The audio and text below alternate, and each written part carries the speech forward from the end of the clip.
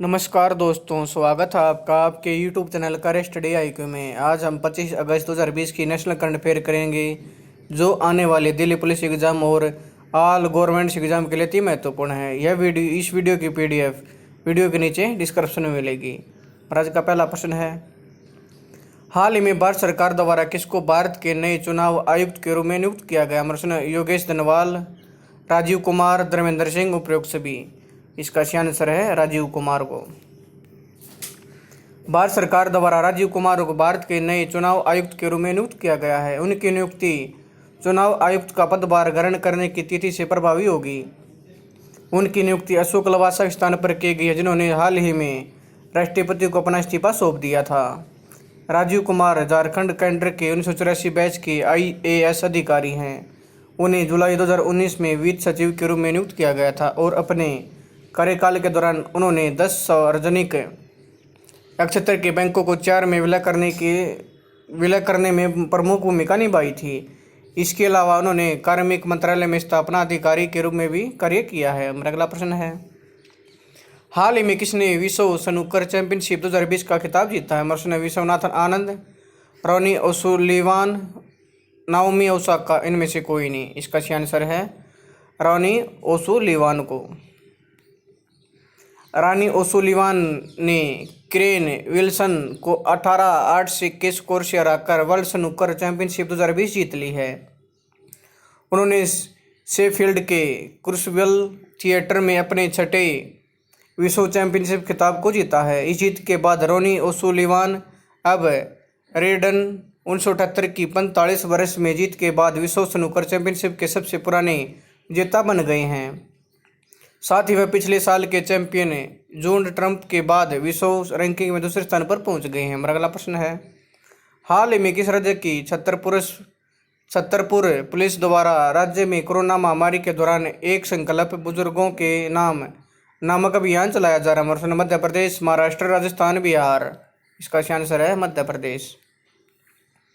मध्य प्रदेश की छतरपुर पुलिस द्वारा राज्य में कोरोना महामारी के दौरान एक संकल्प बुजुर्गों के नाम नामक अभियान चलाया जा रहा है। एक संकल्प बुजुर्गों के नाम यानी वृद्धों के प्रति तथा वैश्विक महामारी कोविड-19 के दौरान घरों में अकेले रहने वाले बुजुर्गों और असहाय लोगों के लिए एक वरदान साबित हो रहा है। इस अभियान के तहत पुलिस द्वारा बुजुर्ग व्यक्तियों के भोजन से लेकर उनके स्वास्थ्य तक की देखभाल की जा रही है।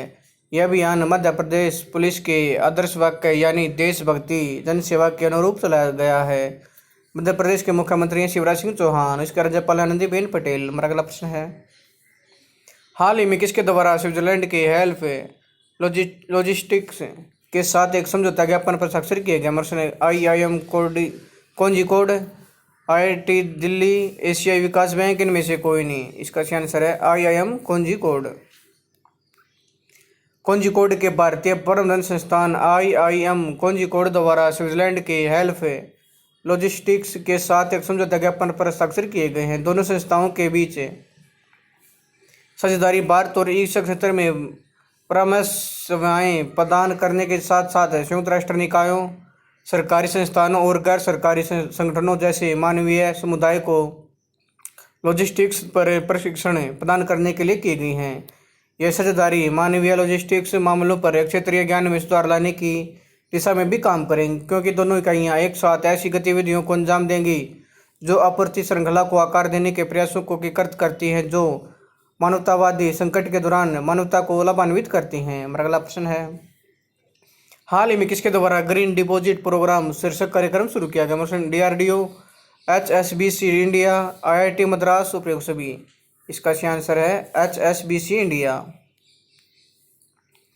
HSBC इंडिया द्वारा ग्रीन डिपॉजिट प्रोग्राम शीर्षक कार्यक्रम शुरू किया गया है। ग्रीन डिपॉजिट प्रोग्राम को विशेष रूप से कॉरपोरेट ग्राहकों के लिए लॉन्च किया गया है। इस कार्यक्रम के तहत बैंक डिपॉजिट का उपयोग ग्रीन पहल और पर्यावरण के अनुकूल परियोजनाओं के लिए किया जाएगा। HSBC इंडिया द्वारा शुरू की गई डिपॉजिट स्कीम अपने कॉरपोरेट ग्राहकों को एक सामान्य बैंक डिपॉजिट के समान सुरक्षा के साथ साथ स्थिर और प्री एग्रीड रिटर्न प्रदान करेगी। ग्रीन डिपॉजिट प्रोग्राम के तहत डिपॉजिट जमाओं की तुलना में अधिक ब्याज के साथ एक टर्म डिपॉजिट के रूप में होगा। यह स्कीम पात्र व्यवसायों और परियोजनाओं को वित्त पोषित करेगी जो कम कार्बन, जलवायु लचीला और सतत अर्थव्यवस्था को प्रोत्साहित करते हैं। इसके तहत ग्राहकों को त्रैमासिक रिपोर्ट भी सौंपी जाएंगी जिसमें जमा राशि के उपयोग के बारे में पोर्टफोलियो स्तर की जानकारी होगी। हमारा अगला प्रश्न है, हाल ही में किसने सूरत गुजरात में एक इंटरसेप्टर नाउ ICGS-C 454 का जलावतरण किया? हमारा प्रश्न भारतीय बटालियन, भारतीय तटरक्षक बल, भारतीय वायुसेना, भारतीय रेलवे। इसका सही आंसर है भारतीय तटरक्षक बल ने।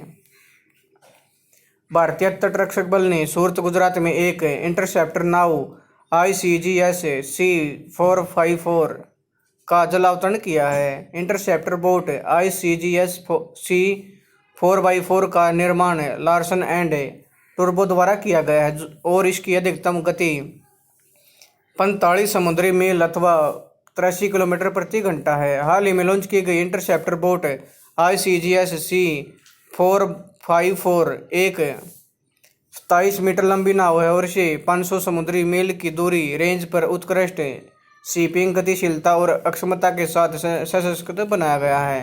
भारतीय तटरक्षक महानिदेशक हैं कृष्ण स्वामी नटराजन। हमारा अगला प्रश्न है, हाल ही में किस राज्य सरकार ने बुंदेलखंड क्षेत्र के जल संकट को हल करने के लिए इजराइल सरकार के साथ सहयोग की योजना पर हस्ताक्षर किए? प्रश्न पंजाब सरकार, उत्तर प्रदेश सरकार, पश्चिम बंगाल सरकार, इनमें से कोई नहीं। इसका सही आंसर है उत्तर प्रदेश सरकार। उत्तर प्रदेश सरकार ने बुंदेलखंड क्षेत्र के जल संकट को हल करने के लिए इजराइल सरकार के साथ सहयोग की योजना पर हस्ताक्षर किए हैं। दोनों सरकारों के बीच साझेदारी बुंदेलखंड के सूखा प्रभावित क्षेत्रों में जल संकट की समस्या का समाधान करना है। यह बुंदेलखंड जैसे पानी की कमी वाले क्षेत्रों के लिए नवीनतम कृषि प्रौद्योगिकियों जैसे ड्रिप सिंचाई से क्षेत्रीय किसानों की सहायता करेगा। यह परियोजना बुंदेलखंड और उसके आसपास के क्षेत्रों में पानी की कमी समस्या से निपटेगी और देश के बाकी हिस्सों के लिए भूजल प्रबंधन, सिंचाई और पीने योग्य जल प्रबंधन के लिए एक आदर्श बनेगी। हस्तांतरित सहयोग की योजना के अनुसार दोनों सरकारें भारत इजराइल बुंदेलखंड जल परियोजना पर जल उपयोगिता के क्षेत्र में सहयोग करेंगी। भारत इजराइल बुंदेलखंड जल परियोजना के 3 घटक हैं, यानी जल संरक्षण, जल कुशल परिवहन और कृषि के लिए उन्नत जल प्रयास। उत्तर प्रदेश के मुख्यमंत्री हैं योगी आदित्यनाथ, तो इसके राज्यपाल आनंदीबेन पटेल और इजराइल के प्रधानमंत्री हैं बेंजामिन नेतन्याहू। हमारा अगला प्रश्न है, हाल ही में भारत सरकार द्वारा किसको भारतीय स्टेट बैंक का नया प्रबंध निदेशक नियुक्त किया गया? नरेंद्र सिंह, अश्वनी भाटिया, महेश भट्ट, उपयुक्त सभी। इसका सही आंसर है अश्वनी भाटिया को। भारत सरकार द्वारा अश्वनी भाटिया को भारतीय स्टेट बैंक का नया प्रबंध निदेशक नियुक्त किया गया है। वे 31 मई 2022 तक, जो उनकी सेवानिवृत्ति की तिथि है, तब तक प्रबंध निदेशक के पद पर कार्यरत रहेंगे। भाटिया वर्तमान में SBI म्यूचुअल फंड में प्रबंध निदेशक और मुख्य कार्यकारी अधिकारी के रूप में काम कर रहे हैं। उन्हें PK गुप्ता के स्थान पर नियुक्त किया गया, जो 31 मार्च को सेवानिवृत्त हुए हैं। भारतीय स्टेट बैंक के अध्यक्ष हैं रजनीश कुमार। इसके मुख्यालय है मुंबई में। इसकी स्थापना 1 जुलाई 1955 को की गई। हमारा अगला प्रश्न है, हाल ही में किस बैंक द्वारा गिग ए अपॉर्चुनिटी नामक एक नई पहल शुरू की गई? प्रश्न Punjab national bank, axis bank, state bank of India, इनमें से कोई नहीं।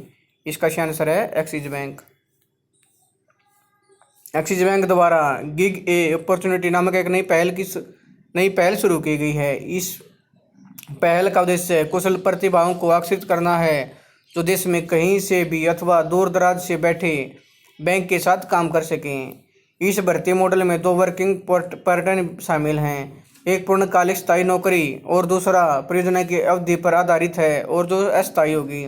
एक्सिस बैंक की इस पहल का लक्ष्य 800 से 1000 लोगों को रोजगार मुहैया कराना है। एक्सिस बैंक के MD और CEO हैं अमिताभ चौधरी। इसका मुख्यालय मुंबई महाराष्ट्र में। इसकी स्थापना 1993 में अहमदाबाद में की गई। महाराज का आखिरी प्रश्न है, हाल ही में दास व्यापार और उसके उन्मूलन की याद के लिए अंतर्राष्ट्रीय दिवस कब बनाया गया है? 23 अगस्त, 24 अगस्त, 25 अगस्त, 26 अगस्त।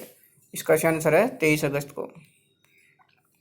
संयुक्त राष्ट्र द्वारा हर साल 23 अगस्त को international day for the remembers of the slow trade and it's evolution, यानी दास व्यापार और उसके उन्मूलन की याद के लिए अंतर्राष्ट्रीय दिवस के रूप में मनाया जाता है। यह दिन दास व्यापार की 30 सदी से पीड़ित सभी लोगों की स्मृति में मनाया जाता है। History of international day for the remembers of solo trade and it's abolition.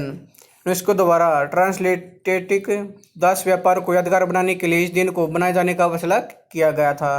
यह उन पुरुषों और महिलाओं की स्मृति को सम्मानित करने का दिन है जिन्हें 1791 में सेंट डोमिंगो में विद्रोह किया और गुलामी और अमानवीकरण के अंत का मार्ग प्रशस्त किया।